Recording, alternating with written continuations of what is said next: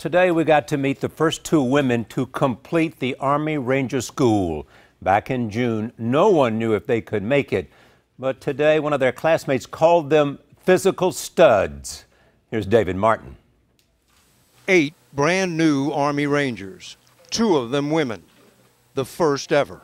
It's definitely awesome to be part of the history of a Ranger School in general. Lieutenant Shaye Haver and Captain Kristen Griest weren't just part of history, they made it by completing the 62-day Ranger course, considered the toughest in the Army.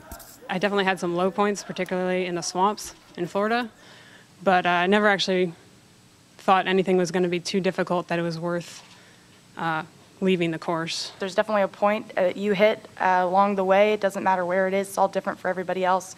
But the ability to look around to my peers and see that they were sucking just as bad as I was kept me going. The 2 women had been leery of how they would be accepted. We ourselves came to Ranger School a little bit skeptical, like with our guards up, ready just in case, the haters and the naysayers. And some of the men admitted to being skeptical the women could take it. But then Lieutenant Michael Janowski couldn't carry his squad's automatic weapon anymore.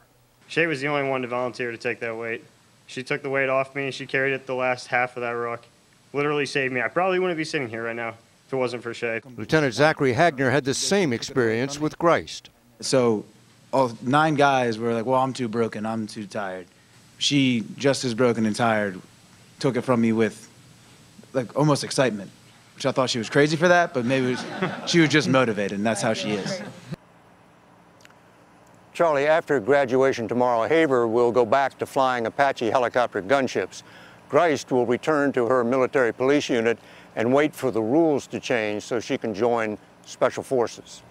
Thanks, David.